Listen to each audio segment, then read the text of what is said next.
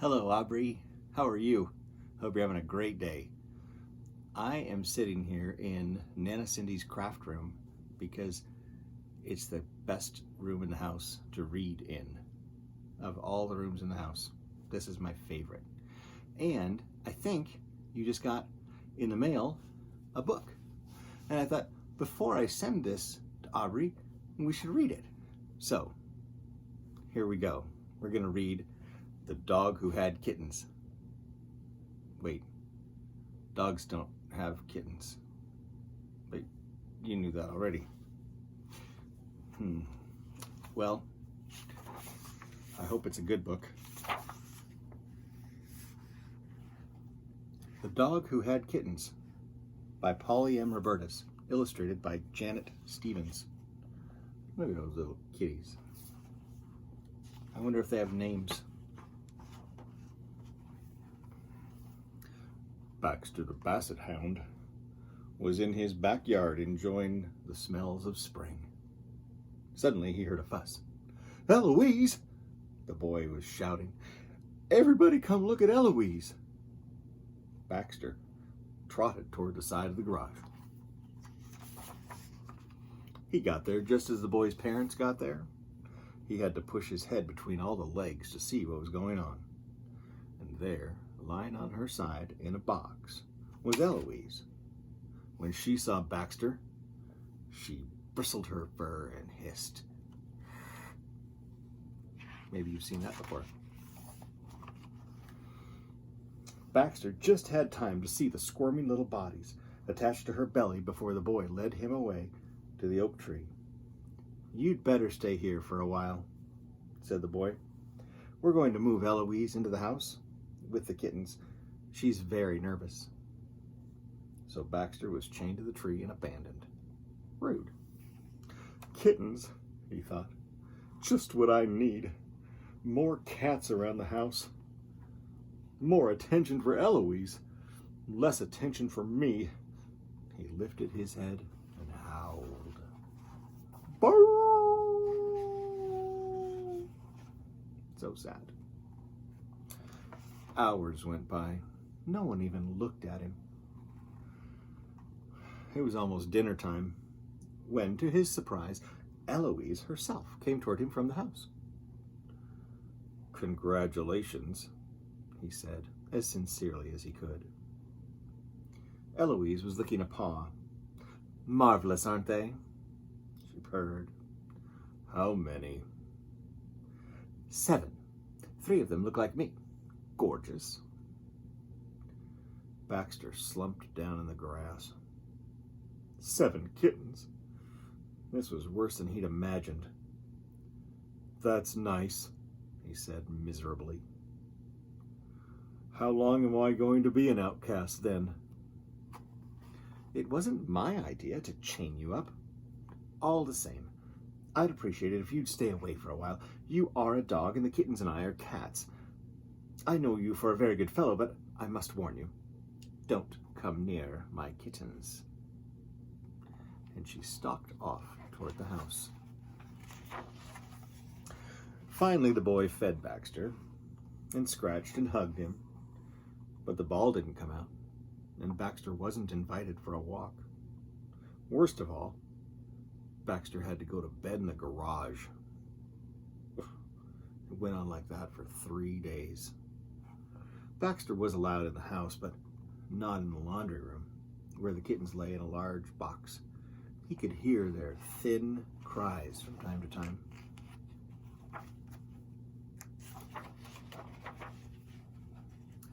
One day the family left the house, but didn't quite shut the laundry room door. Baxter nosed it open and pushed inside.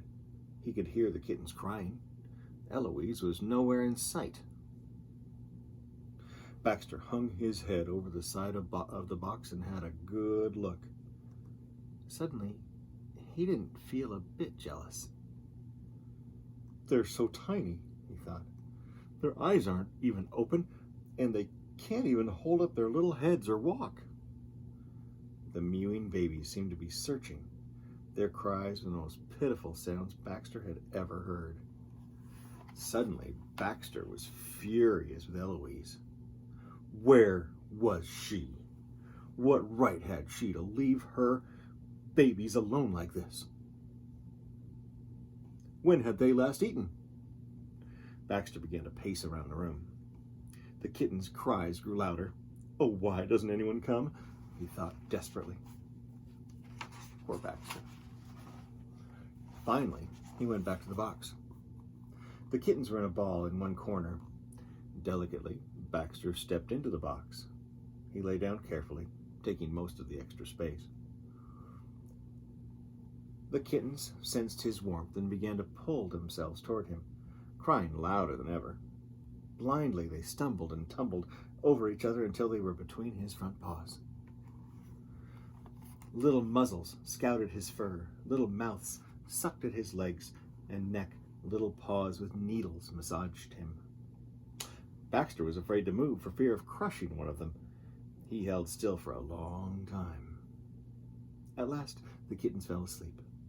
He sniffed and poked them gently with his big nose. All at once, he felt happier than he'd ever felt before. I did it, he thought. I helped them. They feel safe now. This is wonderful.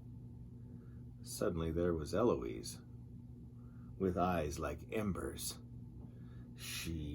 Eloise gave him a hard look and leaped into the box and began at once to sniff and push the kittens. They began to waken and cry. Get out, Eloise said. She doesn't look very happy. She's not a very happy kitty. Baxter climbed carefully out of the box. I didn't hurt them. I can see that, but it's feeding time. You're in the way.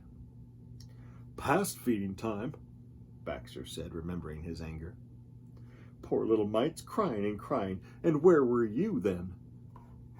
None of your business. And don't think I don't know my business. Kittens are always hungry, they think. I have to get away from time to time. Baxter looked at Eloise. The kittens were suckling. A pretty sight, he said humbly. Once the family realized that Eloise trusted Baxter around the kittens, everyone relaxed. He could come and go as he liked. To everyone's surprise, he spent most of his time with the kittens. Since Eloise only came around to feed and wash her babies, it was Baxter who really took care of them. The kittens seemed to think of his nose, tail, and especially his long dangling ears as a kitten playground. Looks pretty fun, if you're a kitten.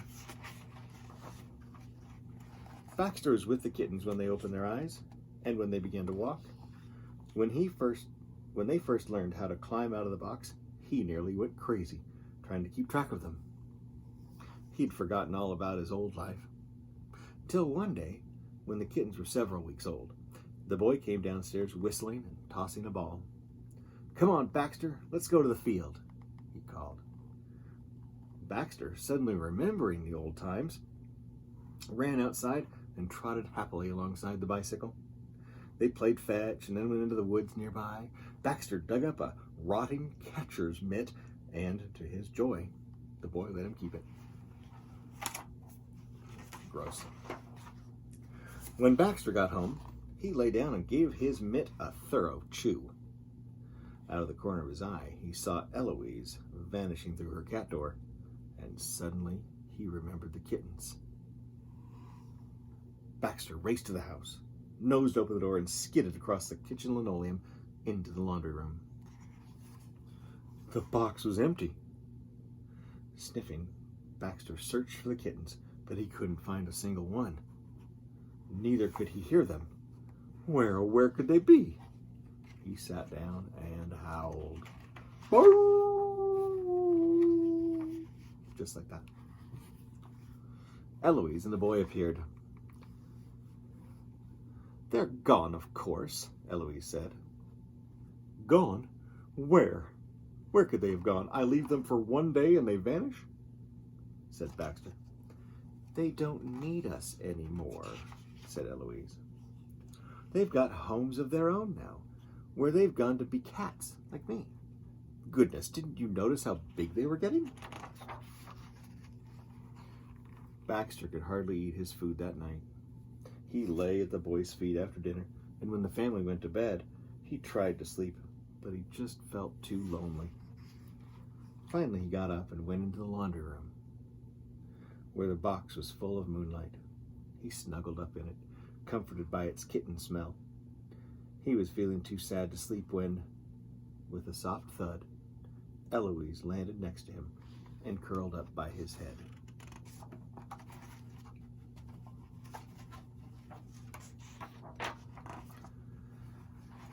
It occurs to me, I never did thank you for all your help, she said. You're welcome. I really enjoyed every minute of it, he sniffed. Eloise began absently to lick his ear. Well, she said, I have to admit, it's strange without them. It's good to know I might have more kittens. Someday. Anyway, I'm glad you're still here. Oh, Eloise, really? Baxter sighed happily. He fell asleep at last, while Eloise licked and licked his ear, just as though it were a kitten. Well, see, they turned out to be pretty good friends after all, Baxter and Eloise. And I guess a dog can have kittens, sometimes. I hope you're having a great day again, sweetheart. And I look forward to the next time we get to talk and the next time I get to read a book with you. Have a great night and tell everyone at home that you love them and give them a hug. Take care, sweetheart.